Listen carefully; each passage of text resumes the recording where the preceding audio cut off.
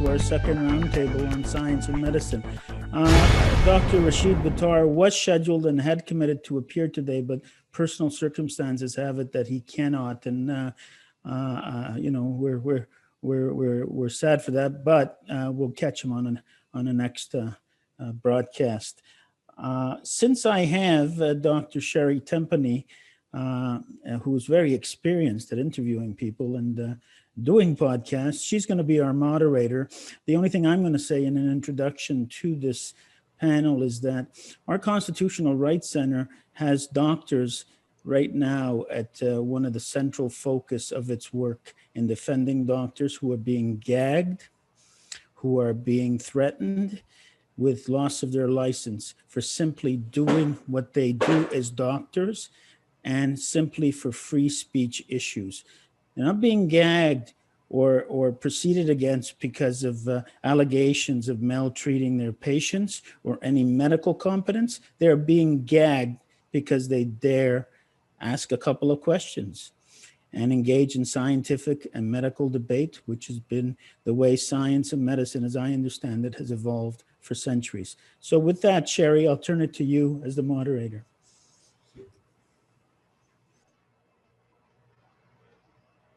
Thank you so much, Rocco. And it was so nice to hear from you again and nice to see you. It's interesting how we get to know each other through these Zoom calls across time and space, and people that we've known about and recognized by reputation for a long time that we finally get to meet as well as we can through these calls. So thank you so much for inviting me to be part of this international broadcast today and to be talking about the censorship issues and all of the different difficulties that we have here in trying to get people to understand the truth about what's going on with the whole COVID mix, about the mask, about the contact tracing, about the social distancing, about the fraud of the PCR testings upon which we are basing an entire global shutdown over fraudulent data, over fraud of death certificates, calling everybody COVID, even if you die from a broken neck, and all of the things that are happening inside of the therapeutics. We know that there are many therapeutics that not only treat the SARS-CoV-2 infection, but can act as a preventive to keep people from getting sick, even people with complex morbidities. And then, of course, there is the whole problem with the vaccine that I'm looking forward to speaking to our other guests and panelists about today. So I don't see the other two people that we're going to talk to about, so I'll wait until they come on board.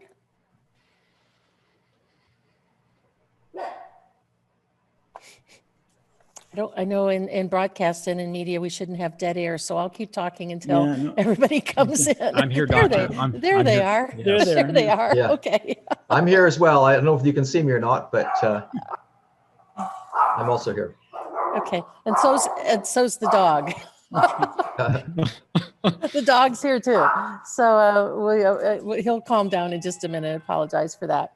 So welcome to our two physician guests here today, Dr. Ben Tapper and Dr. Steve Malthouse, from places that I think are really important to mention just briefly on your credential. That Stephen is the president of the Canadian Integrative Medical Association, and Dr. Ben Tapper is one of the co-founders of Health Freedom for Humanity, which I think are important organizations and things that I want to talk about.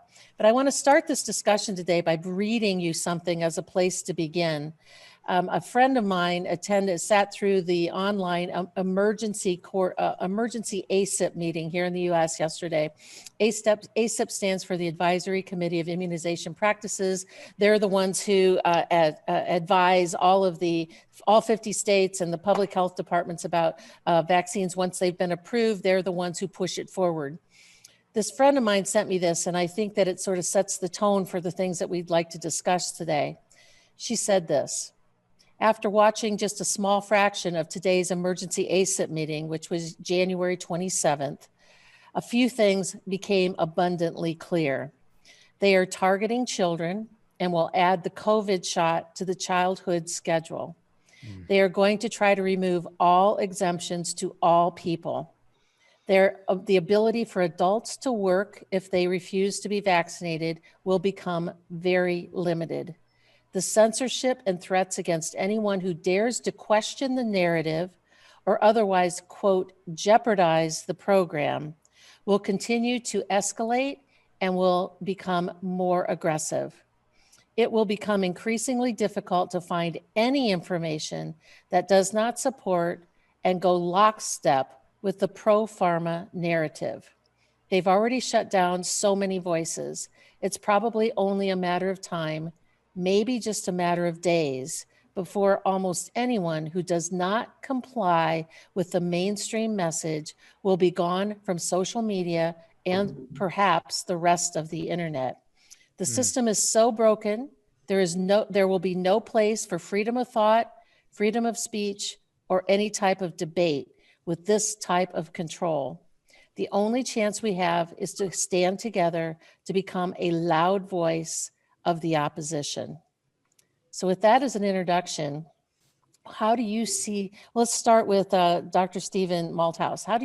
How does that set with you, and what would you like to add to that, conversation?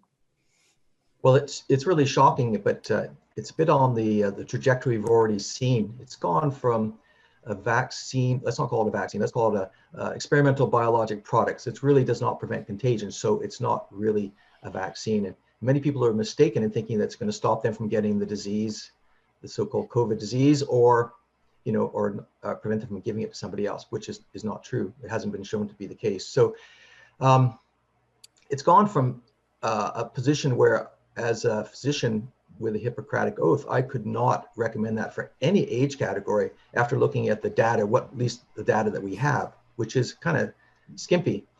And it's gone from that position to now they're going to be recommending it for everybody, including children. We know that children have an infection fatality rate of, pretty much zero, right? So why would you consider giving it to children? I think it's completely absurd. But when you control the media and you control all the voices and you're censoring everybody else who's speaking and against this that's ridiculous plan, and when all those people are gagged and are not able to get out and discuss or debate it, then the media rules, and that's unfortunately I think where we're going.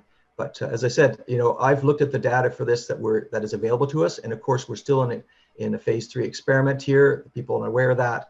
And that it'll be a couple of years before we have all the information about what went on in the trials, of which we're still in. If you cannot tell patients what the harm is, then you can't expect to have informed consent. If we don't know the harms, the benefits, you cannot actually proceed ahead to give a patient a medical treatment. So, for me, there's no question, right? There's nobody I would recommend this product to. Great, Dr. Tapper, how would you like to weigh in on that? Well, first of all, we saw this coming, this whole thing coming. We saw bills sweeping the nation past few years. We had bills like SB 277 and SB 276, which you're fully aware of. And then in 2019, we had the World Health Organization state that, hey, the greatest threat to the world are people who refuse vaccinations or unvaccinated people. Then you have the ACIP, the committee stating that they can't force vaccinate, but they can force compliance. And this plan has been well planned out, and it's being played out with military precision. And Corona is this Trojan horse to get all these bills implemented. In fact, I'm going to be fighting and being an expert, giving a testimony on LB 477, which is a bill that's almost adopting the same bill in California here next week in Nebraska to take away our religious exemptions. And these bills they're flying underneath the radar. They're flying under the public eye, and they're passing these, or they're getting them in the legislation in a very clandestine manner. And it's very draconian. It's basically the definition of tyranny. And you hit the nail on the head. They are coming after all exemptions. They're gagging people. They're censoring people. I just got kicked off of Twitter last week, and just because I made a statement about vaccines, that went crazy. And it's just, they kicked me off because of it. And this is where we're headed. And they are taking like Simone Gold. She was arrested, and they're censoring these docs. And George Martin stated, if you cut out a man's tongue, you don't prove him a liar, but you are fearful of what he might say. I mean, what are they so afraid of? Why are they censoring us? And the problem is, when you censor and silence the truth, then the silence becomes the lie. You know what I mean? And that's where we're at right now. And And it's just the true art of healing is just, it's being eradicated at a very large measure. Given the level of censorship that we're all starting to feel, I mean, I've been kicked off of Facebook. My 375,000 followers just went away.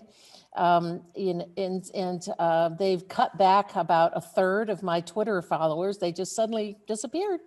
And then, of course, what they did to Parler and what they're probably going to do to Gab and MeWe and all the rest of them that are coming on board, hopefully even BitChute, I've noticed, has started censoring, which is supposed to be a censor-free platform.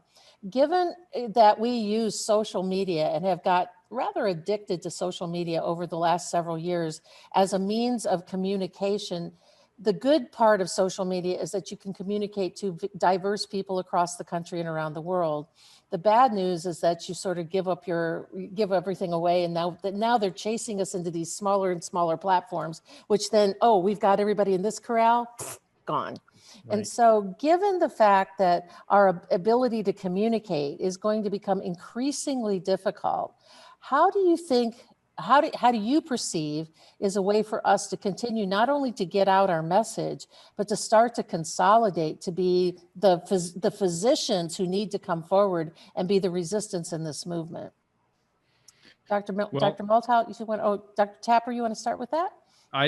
Well, unless Dr. Malthouse wants to. Oh, go ahead. Hop in.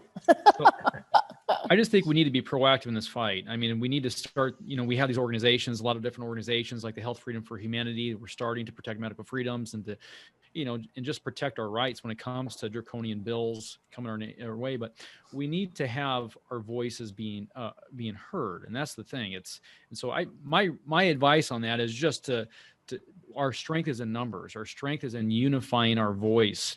And if we can just create that platform and organization, that is going to be the answer and the solution to that. There was the Great Barrington Declaration. We have all these physicians that signed, these physicians coming together. That's great. There was another very similar situation in Australia where they had, I believe, 600 physicians signing a declaration very similar to the Great Barrington Declaration. And then the government in Australia wiped it off. They took their website down and they just took it off. So and that's another problem is these governments have so much power. And when a government has the ability to give you everything that you want and need, they have the power to take away everything you have. And that's a scary thought. It really is, because when you just said that, I just want to make a comment, because now not only are they closing down social media channels, they're closing down personal individual websites that are owned properties. And today I just saw that now they're going after complete server farms, so that it's not, so it's like the censorship circle is closing. Dr. Malthouse, what would you like to add to that? Well, I think this is also reflects a little bit our move towards technology as the savior in medicine as well, and which is another whole issue. But we have to develop secure forms of communication, and there's no more secure form of communication than talking over the backyard fence. In other words, we have to go back to some really basics and start talking to our neighbors and our communities and work from the ground up. I don't think that there's any technology which is safe from being intruded upon and shut down. And if, as you mentioned, just allowing us to be corralled by our cell phones is making us inherently vulnerable. So we need to actually do things on a more grassroots level, at least work from two directions. Now, there's those people that have the technical wizardry to create platforms which cannot be taken down. I think that would be great, but we do have to concentrate on our next door neighbors and our communities. And maybe we go back to the old fashioned things. For many, many years, I said there would come a day that our cell phones would have the capability of doing everything except making a phone call. So maybe going back to phone trees and fax machines and things like that, maybe kind of the thing of the future, because now they've put up the prohibitions because of COVID, taken away our constitutional right for gathering. When I first heard them say that, we had to limit the number of people to 50 and then quickly drop that from 50 to 20 to 10, I knew that had nothing to do with safety. It had to do with blocking people's ability to collaborate and go, what are we going to do about this tyranny?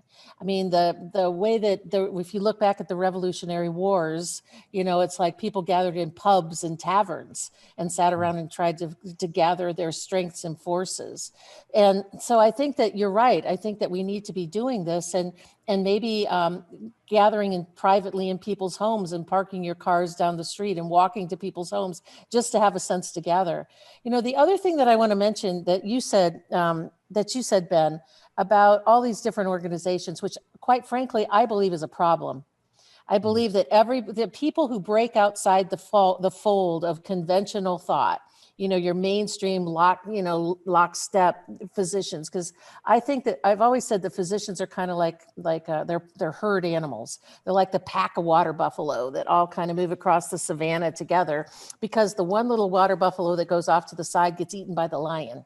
And so they all kind of lockstep move together. So they don't get sued, they don't get sanctioned, all this stuff. So I feel like there's a real lack of strength and a lot of cowardice in our profession. I really do. And so, but those few little water buffaloes that go off over here to the side that don't get eaten by the lion, they have a strongness of fortitude, and they have a lot of courage and strength. And every one of them wants to start their own organization and have their own membership and have their own things and their own this. And so you look around the neighborhood and you find 25, 30, 40 different organizations going after the kind of the same membership, the same membership dollars, the same donors. And now we've got all of these silos. And I agree with you with what you said, Ben, about their strength in numbers. How can we pull that together into unity?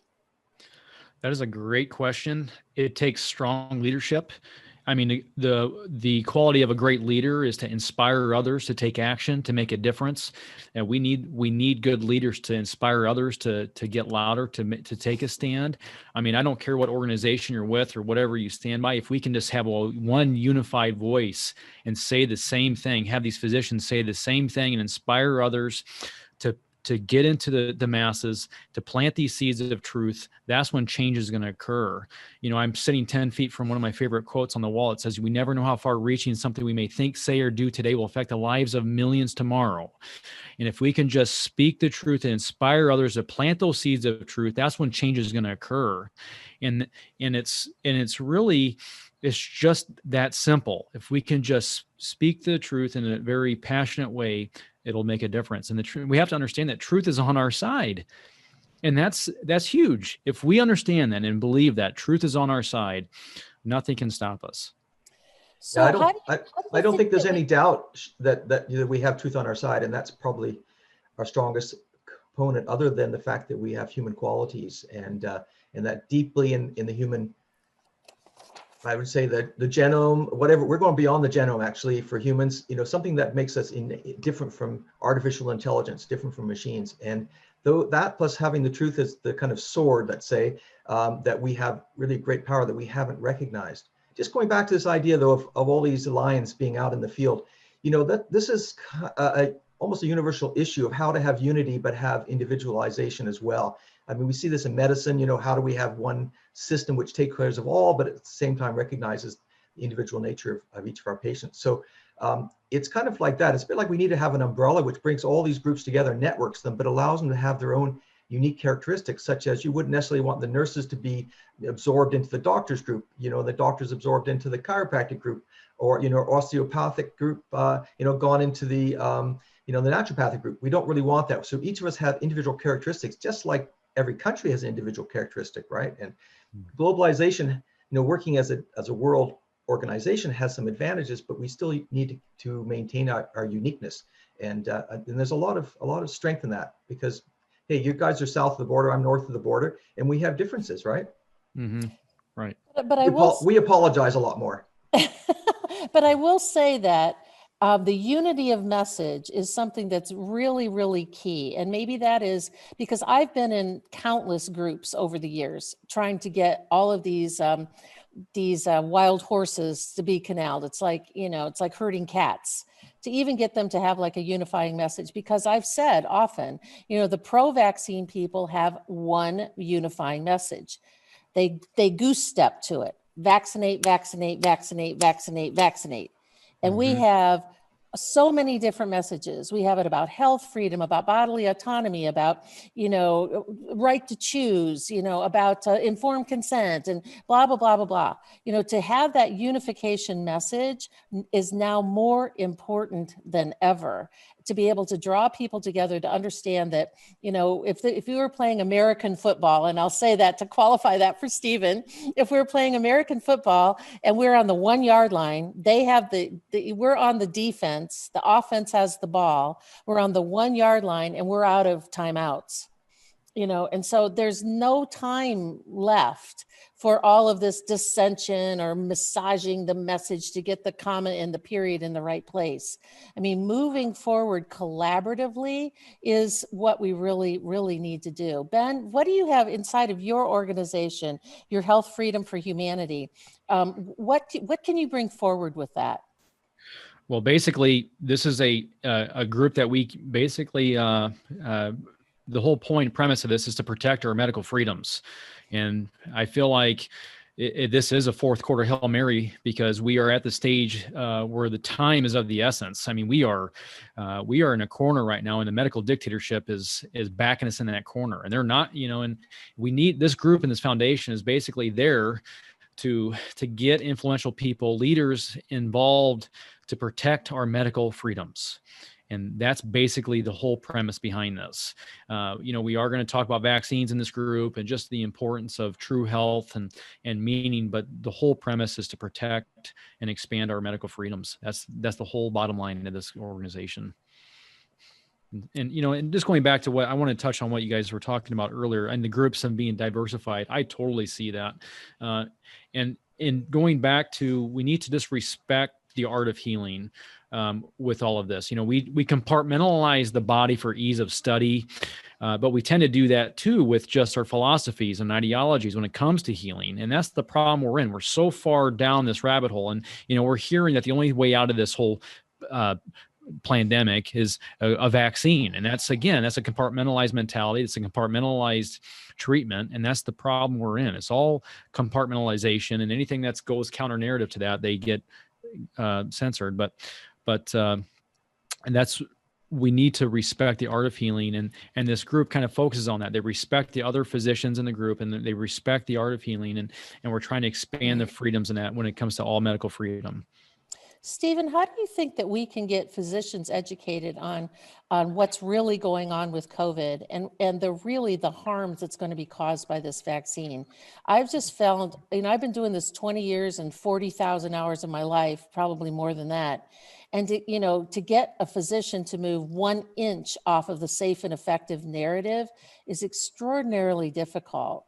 And I'm sure you've confronted that in different ways. What are your thoughts about that? Well, we have to see that physicians were targeted from day one, right? Because we're the people that are leaders, and also the people in whom the public trusts, with teachers and policemen. We're up in there, the top 3, I would say. And so, you know, it would be completely normal for someone playing a game of chess against the, let's say, a better medical system, to move it to a pharmaceutically based medical system, to target the doctors. So doctors are heavily programmed. Hypnotic suggestions have been coming at us since the very beginning. So it's going to be a very hard job to wake doctors up. It's going to be very difficult. So I'm not really sure what the message is there and how to do that. I think some doctors are waking naturally because of the pressure. In other words, they're seeing some absurdities and even hypnotize people when enough clicking goes on around them, they come out of their trance. And some people are doing that. And so I'm seeing every day getting contacted by 1 or 2 doctors across the country who say, look, I'm in the OR and I'm talking to them and they don't seem to know what's going on. They don't really want to know what's going on. And of course, this whole vaccination issue, I've been following your work for a long time, and I'm in completely agreement with you. You know, vaccine, the mantra safe and effective is just not true. As we all know, that, you know, childhood vaccines, none of them been trusted against true placebo, as in saline injection. So, and that's just being carried over to this COVID-19 product.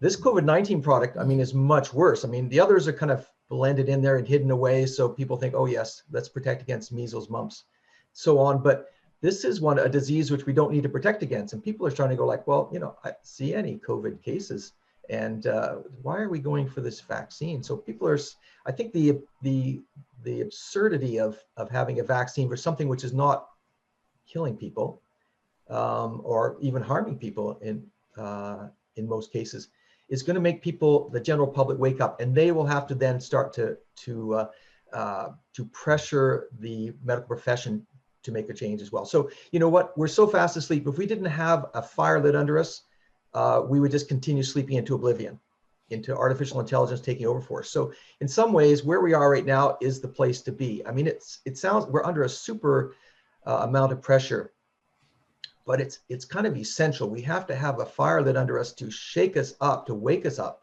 and to get us to make changes which are essential. It's either that or, you know, the death knell. So yeah, I think we're actually in a position now with this where it looks bad, but it's almost necessary to be on the edge of the cliff before we'll start to change direction. It's kind of just I was going to say the American way, but since you're Canadian, I'll say like the North American way of, you know, you kind of, I've used this example many times that, you know, here in the US, when there's a warning signal that goes off in your community, when there's a tornado warning, and they also, in the tornado they tell you to go and take shelter. And nobody goes to their basement until they see trees falling down in their own backyard. And in this day and age, people pick up their phone and go start recording it. They don't even get out of harm's way when it's like right in front of their face. And I think that we've now been so hypnotized. I believe that they've used neuro-linguistic programming in their messages. They've weaponized their messages, and they've used the power of fear, you know, to get into people's brains, understanding from a medical perspective and a psychiatrist perspective that fear is the most lethal weapon to people's brains. I'd like to hear from both of you on how do you think that we as a messenger and people that are doing messaging, either scientists, doctors, lawyers, can address this whole issue of fear? Because it seems as though the facts are on the moon. It's like people are just so comatose and so afraid that they might get the flu from this virus, and that they can't, it doesn't matter. You could give them 1,700 facts in a bushel basket and they'll go, conspiracy theory doesn't mean anything. How do we override that and be able to get people to hear our warning messages and our messages of truth about what's going on with COVID? Can I interrupt you there for a second, Sherri, just from a non-doctor point of view? Can I ask you to clarify, when you all are referring to the truth, are you referring to scientific and data, medical truth? It's because I think anybody out there who's not a doctor may be going to truth on another level or another dimension.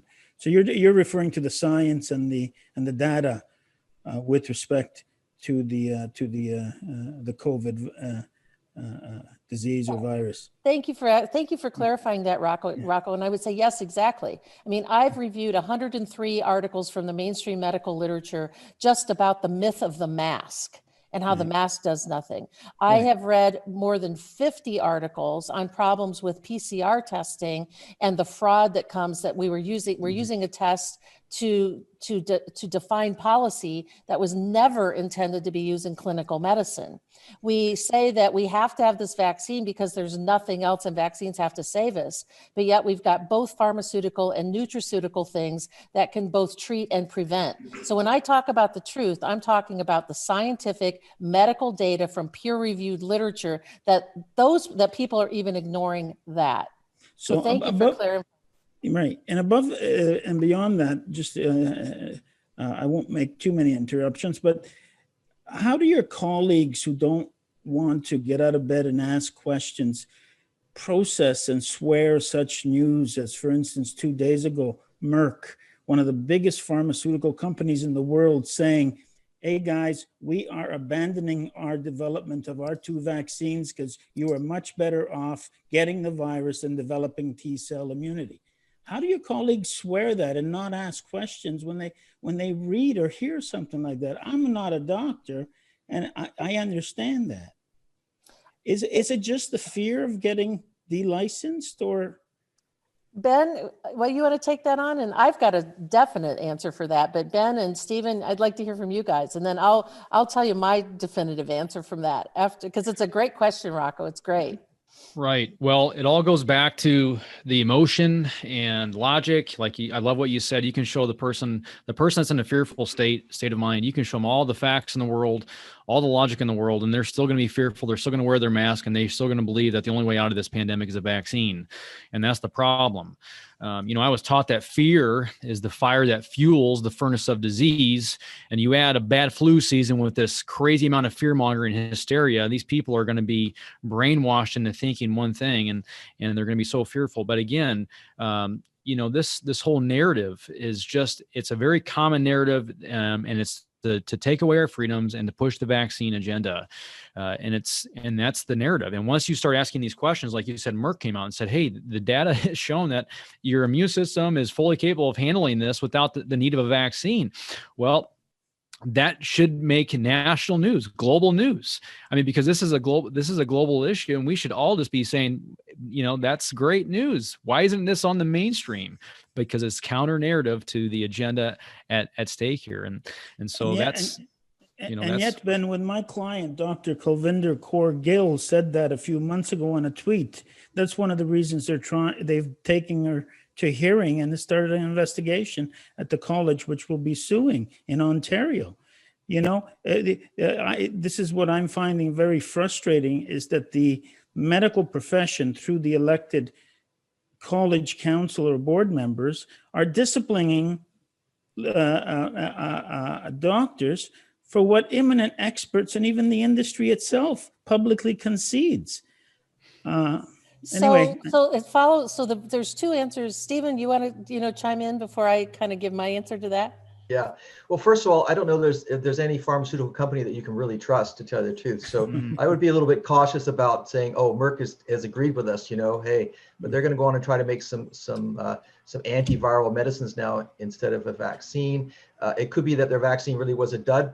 I mean, what is in those products? But they could have just abandoned it without making that statement. Absolutely. So I'm always, if you think about chess, just try to go down a few moves and think, why would they do that, right? Why would they make that announcement? They control the media, right? They could just silently abandon it. So let us wait and see what their next move is going to be. So I would not be too trusting that they're agreeing with us in that we don't need a vaccine. But I would say the other issue is, why do doctors not go like, hey, what the heck? Merck is abandoning it. I think it's because doctors, as Ben was saying, they have an emotional response, and also they have this cognitive dissonance. They've got a narrative in their head, and that's the way they've been going. And when you confront that narrative, you know what they do? They shoot the messenger, right? They don't try to change it.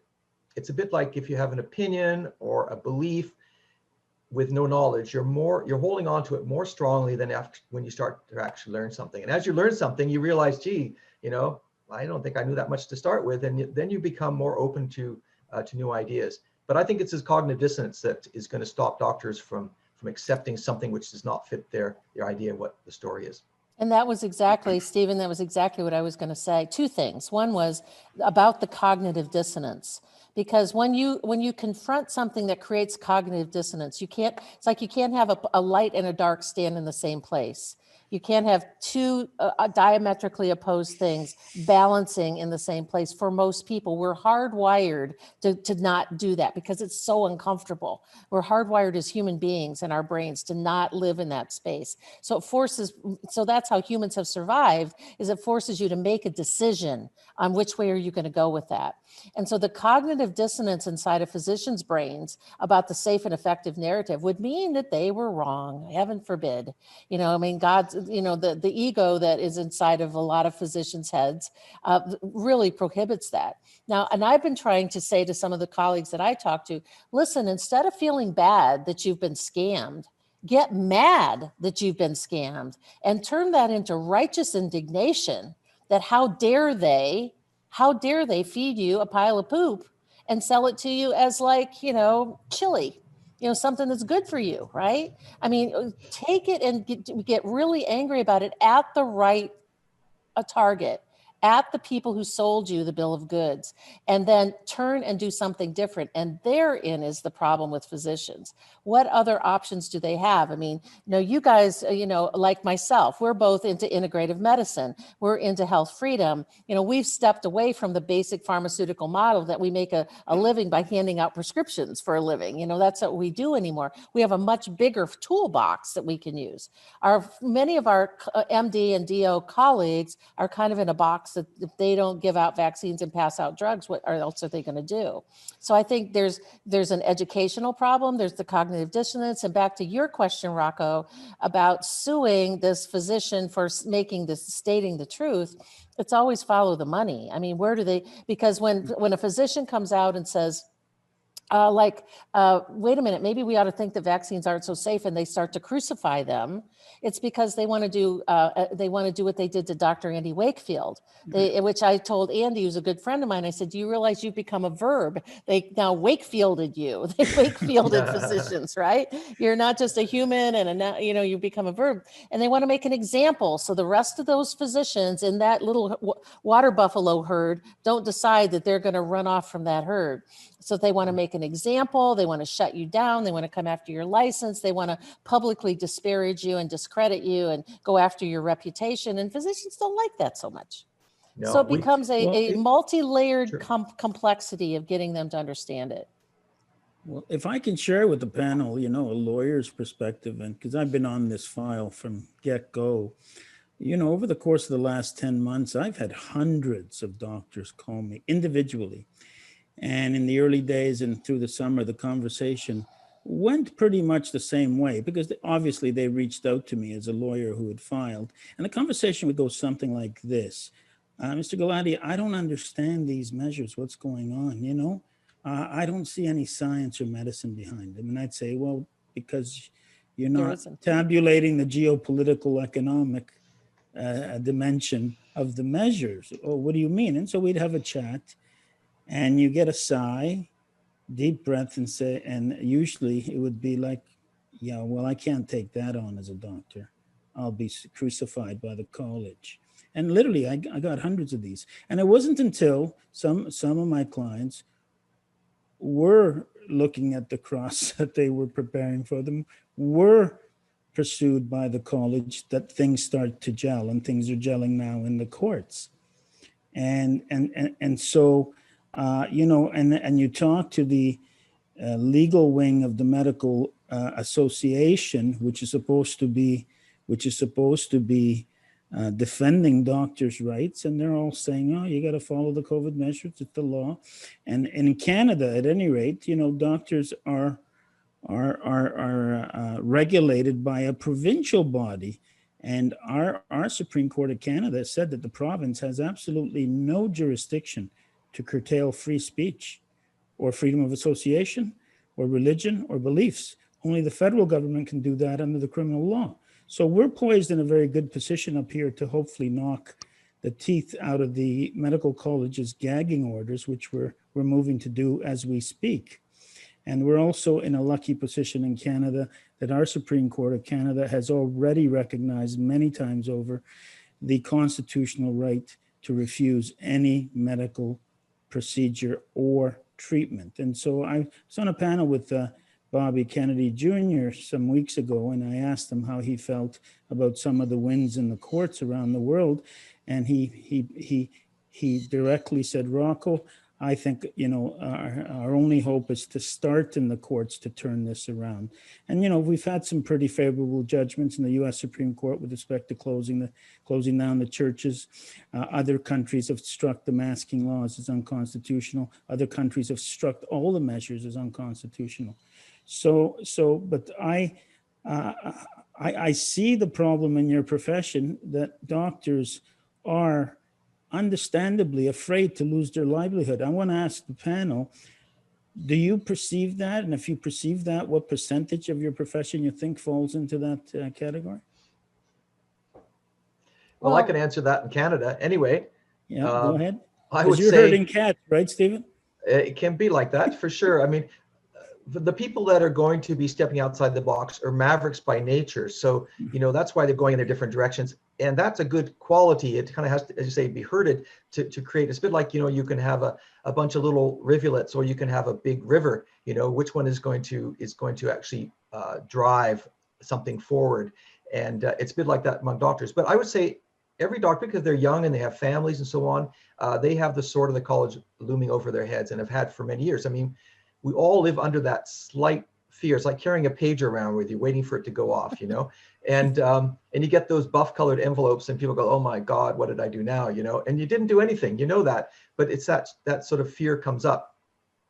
But I would say that it's 99% of doctors in Canada that are unwilling to put their necks out, to stand up for what they believe in and the truth, and risk their licenses. I would say it's 99% are in that category.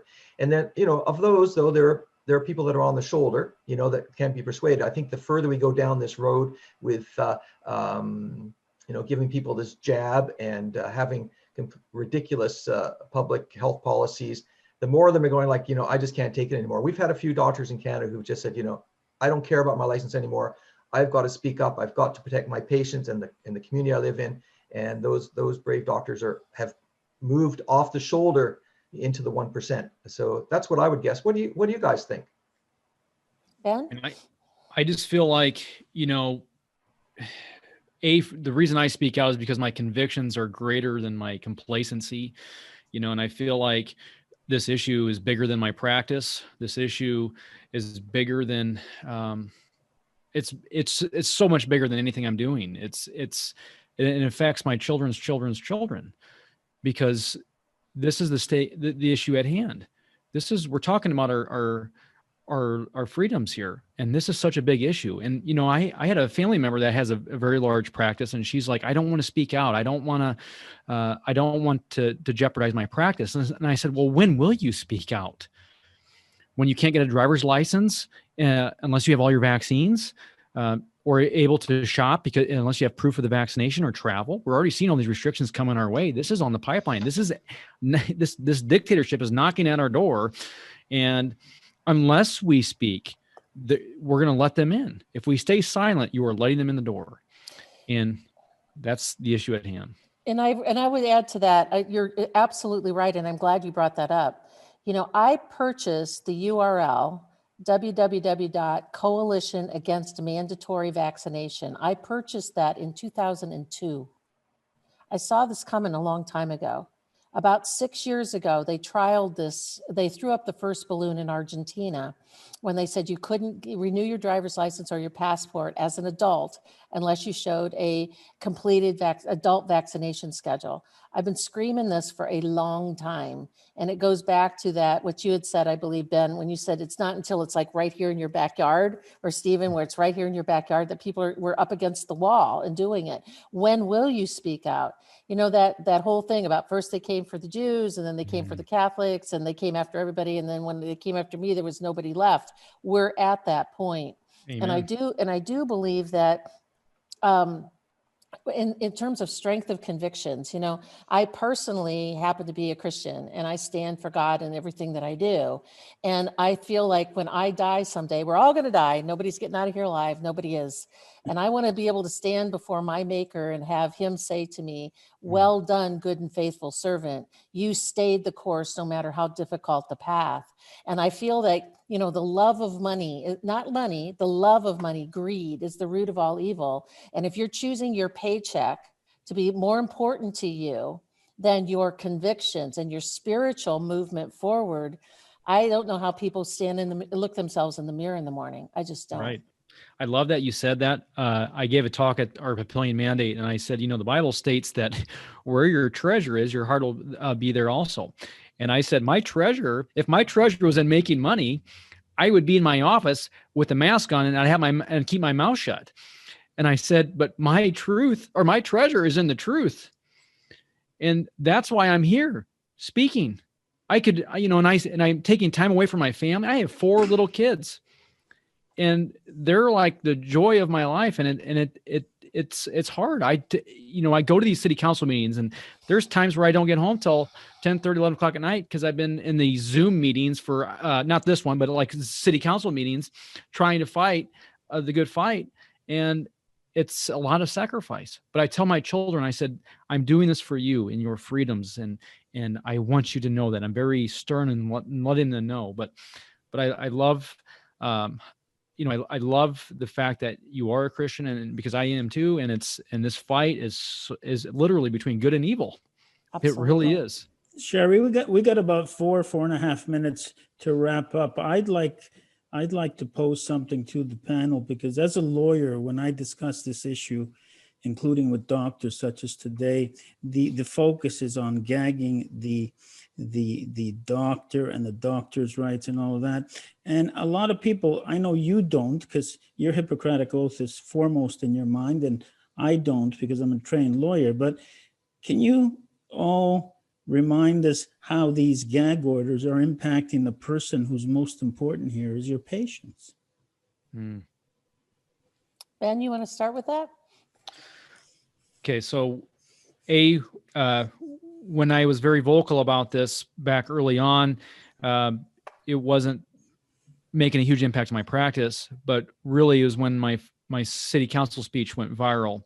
After I spoke, within 2 minutes, I had 3 or 4 different patients email me stating that they're never going to come back in. I've abandoned science and I'm a disgrace to the community.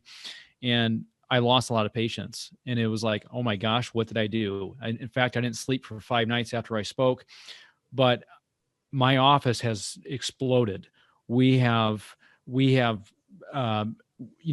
just exploding. I'm at the point where I have to hire another physician in here, and I feel like God's blessing us because the people they're starving for this truth. They're starving for what we have. I love John O'Leary's book. He has a book called On Fire, but he stated that, this, like times like this, God demands the truth, and our families deserve it, and the people are starving for it. And that's exactly where we're at. The people are starving for the truth. And it's just, my practice has thrived. And so many other physicians are masked up. They have gloves on and they're staying 6 feet apart. When people come into my practice, they're like, man, you have such a peaceful atmosphere in your practice. And I'm like, that's what it's all about. I refuse to put anything on my doors. I don't wear a mask. I hug patients. And I said, there's nothing to fear. Fear is the virus. And that's what people want to hear. Beautiful. Stephen?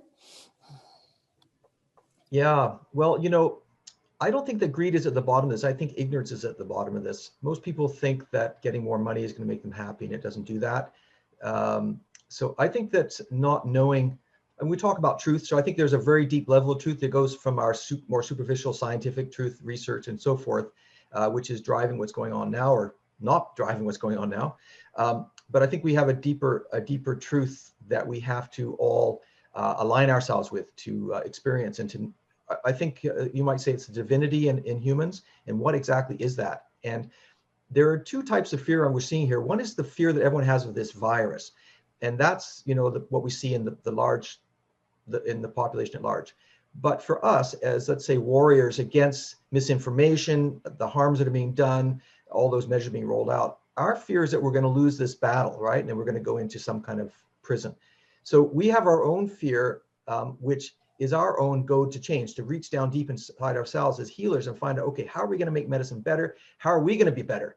And how are we going to align ourselves with the divine quality that humans have? So, if fear goes both ways, it can be something which can stupefy you and make you follow the leader or the experts, or it can make you change. It's like your house is on fire and you've got to get out, right? And I think that's where we are, you and I and Ben and Rocco. We're all trying to get out of a house that's on fire. So to do that, we have to go to a deep level and seek our truth. And so to do that, we need to step up into the reality of who we are. And that means speaking out, no matter what the college says. We have to actually find something which is a higher power than the college, right? And Absolutely. is a higher power than the media, is a higher power than the experts that we've followed all these years. We have to find the higher power inside ourselves. And then we're going to shine some light out, and that light will then lead people. So ultimately, we have to do that to be the guiding light for our patients and for our communities. And so that's, I think, is what we're battling. And we need a lot of friction to get moving, right? And that's what we're experiencing, a tremendous amount of friction. There's a fire under the cauldron, and we're either going to get a new alloy or we're going to get melted into nothing. So it's our choice. And I think that Sherri is the NFL game timekeeper. You got 1 minute. Okay, so I will say that what our patients are looking for from us is leadership, because every other element has failed them in terms of leadership. And we are being brave, bold, and outspoken for them, for them. We're being the voice for them, that they may be a little bit more timid. They may not have the platform. They may not have their own courage. They may not be as articulate as we are on these conscious. So I think that leadership is what is the place that we're being with our patients, with going forward. And exactly like with you, Ben, you know, they have this little falling away, but then there's this big resurgence of people who are looking exactly for what we want. So Rocco, thank you so much for having us host this panel today and to talk about these medical issues that I think are very, very important to all of us. On the contrary, thank you, all three of you, for showing up. This is the first time I've had the pleasure of talking with Ben, but I've talked to both of you before, and I can't thank you enough. And we're going to be shuffling in the next panel on education next. Thanks again. All right. Thank you, Rocco. Thank you, guys. guys. Have a good day. Thank you. Take care. Thank you. Bye.